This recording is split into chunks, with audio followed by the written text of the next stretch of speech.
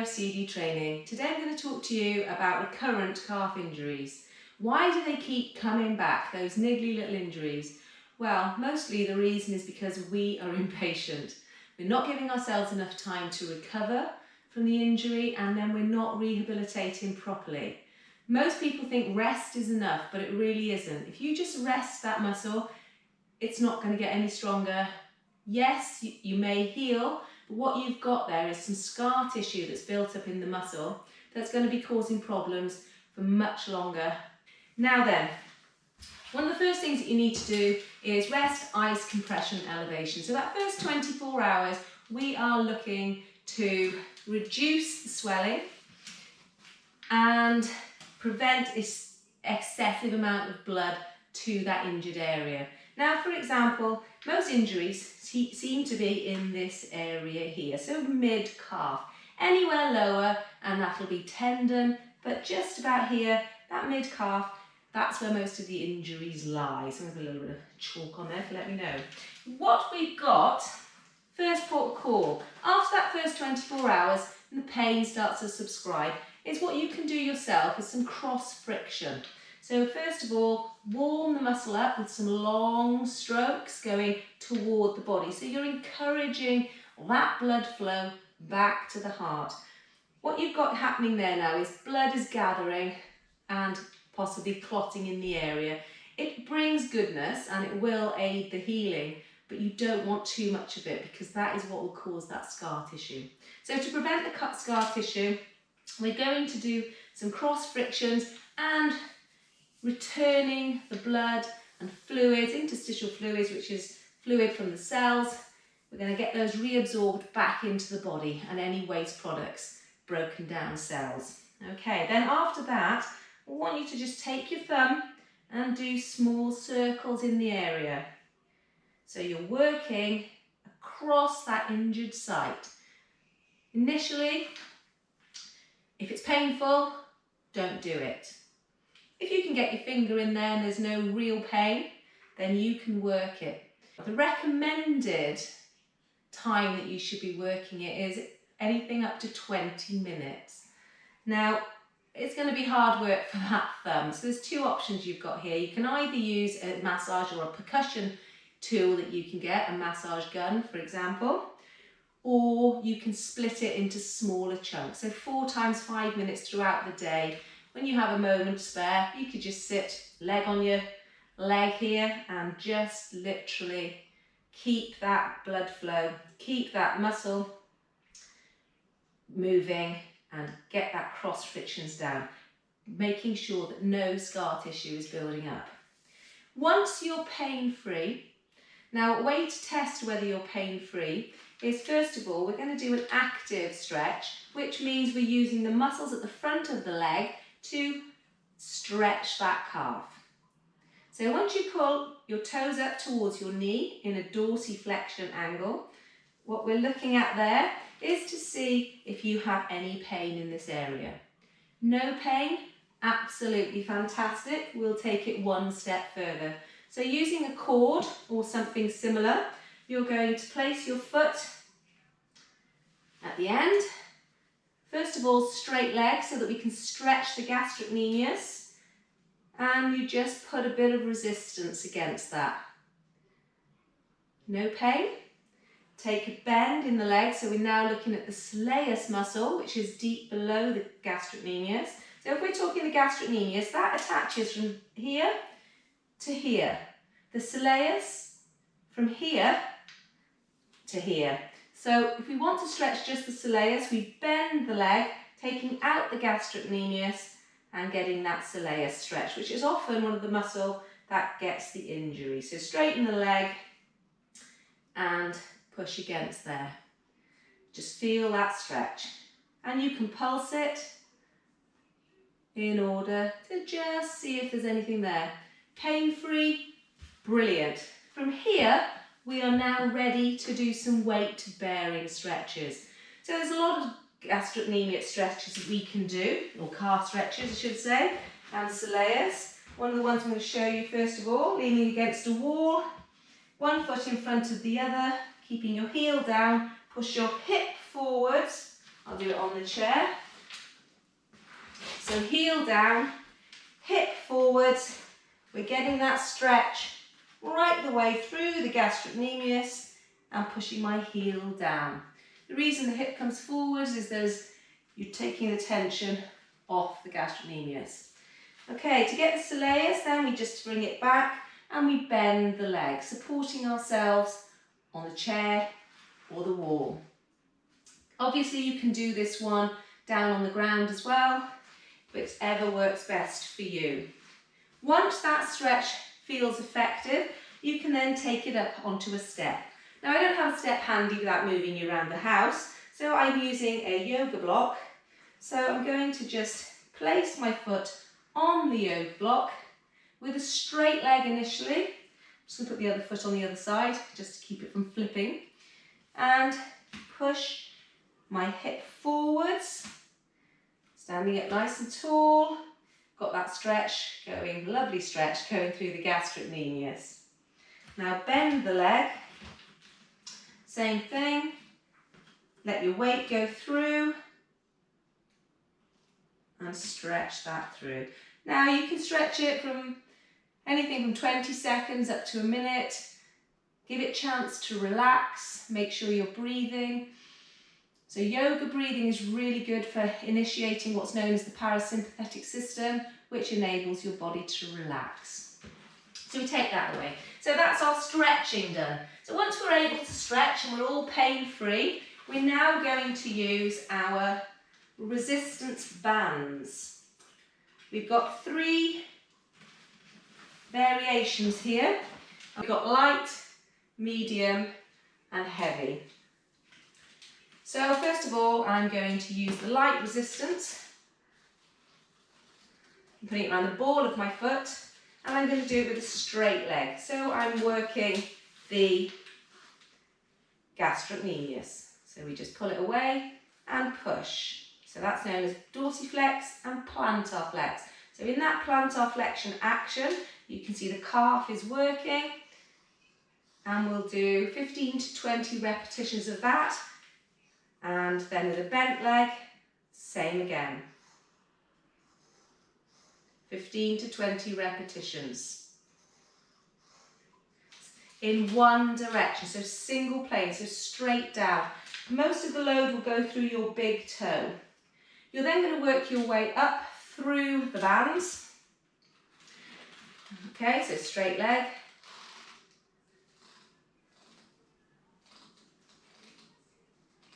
And bent leg, so 15 to 20 of each.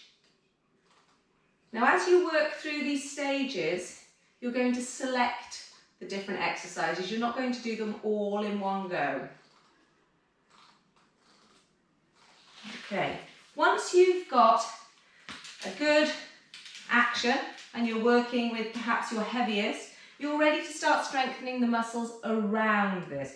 If you're active and walking about, then fingers crossed those won't have weakened a great deal. But however, if you're not and you are resting up because it's been too painful, all of the muscles around that lower limb or lower leg will be weakened. So what we need to do is make sure that they are ready to stabilise that joint. So we're looking at moving in a different plane. So we're moving across instead of back and forth. Okay, so again, 15 to 20 of those. Okay, and we're going to go up. So just a small movement, doesn't have to be a great deal, but just a small movement in order to make sure, like I said, all the other muscles supporting that joint are ready to take on the load.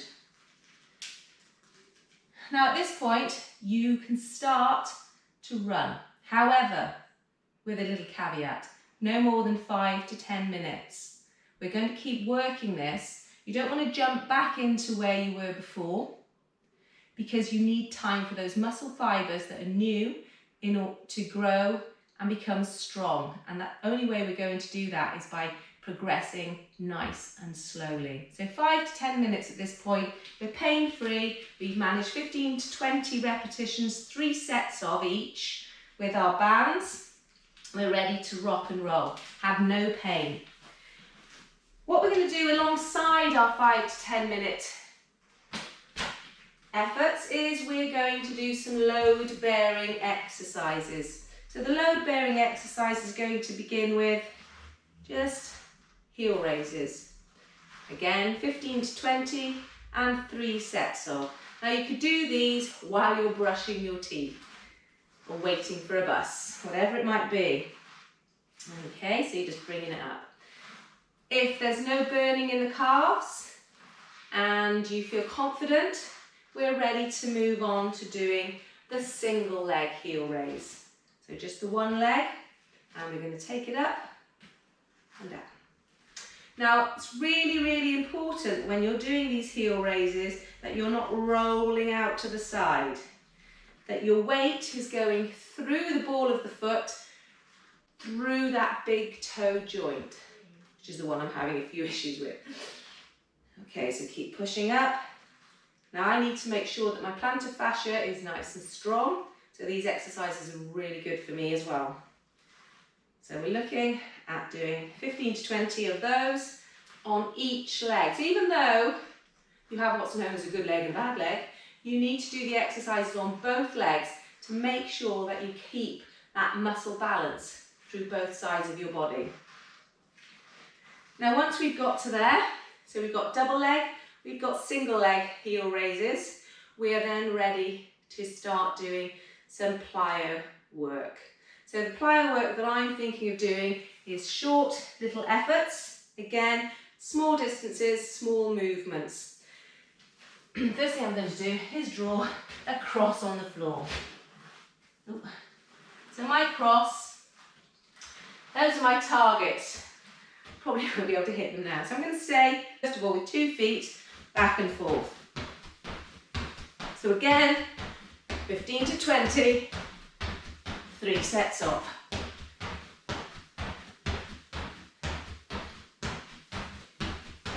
Wasn't looking at my cross there. Keep an eye on the cross. Just gives you a little target to aim at. Once we've done back and forth, we're then going to do side to side. So on the same point, just taking it over.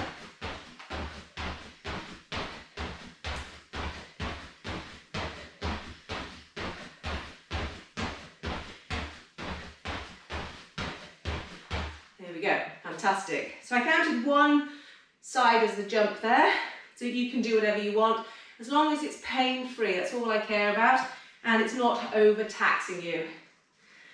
The next step is a good one.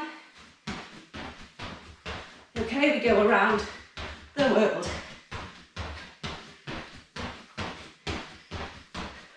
And the other way.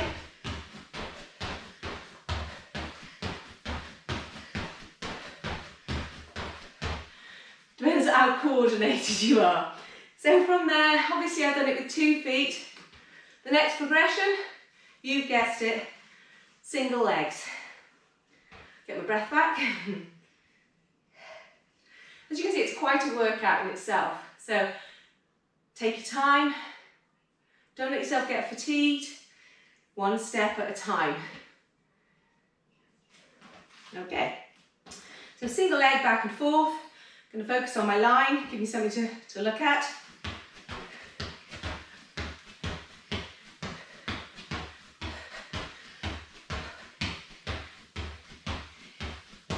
What was that, 20? I think that was 20 singles. And the other side.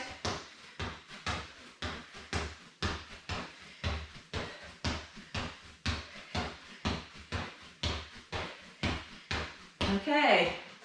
You might be able to notice the difference between both of my legs. Because I have a plantar fascia and big toe joint issue with this one, I'm losing that stability because I'm altering the way I am running. And that's the key thing to remember. Your body will start to adjust for you. It's constantly searching for something called homeostasis. And it's really important that we focus on form, focusing on reducing muscular imbalances as much as we possibly can. So from there, we do side to side with our single leg.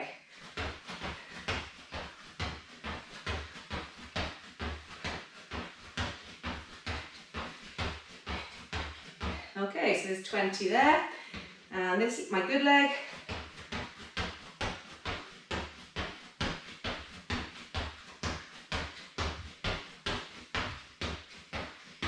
Okay, and 20 there. And then the next step, around the world. Are we ready for around the world? Okay, I'm not sure, we'll see. Okay.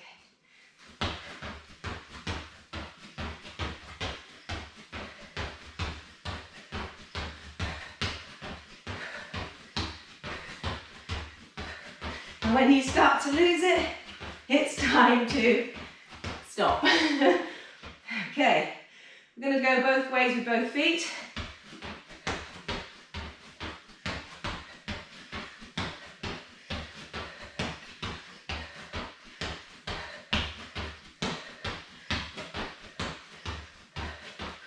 Okay, I'm losing it. Now I'm going to go the opposite way with the original foot. Have a little breather. It's not about getting exhausted. It's about working the key muscles that we want to strengthen.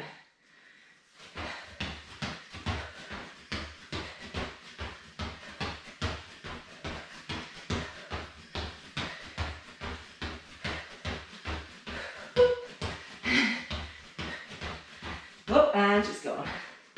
So not so good with that one. We'll see how we go in this direction.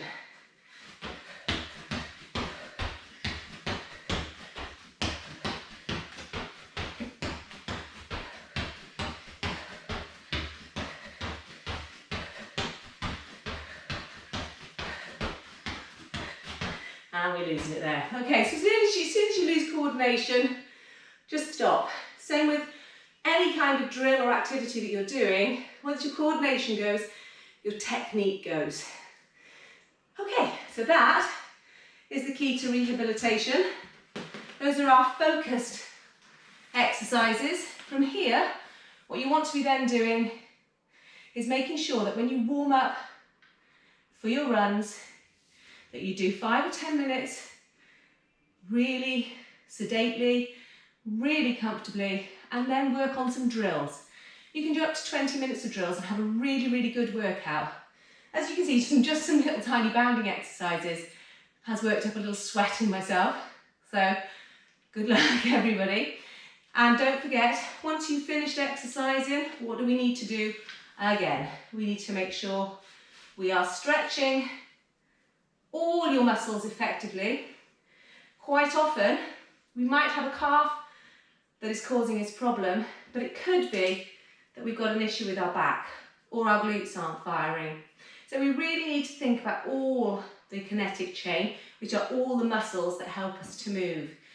So good full body stretching, strength and conditioning will hopefully help us to stay injury free for the whole of our athletic career. We live in hope. Thanks for joining me in the Den of Doom. Hope to see you soon. Take care now. Bye-bye.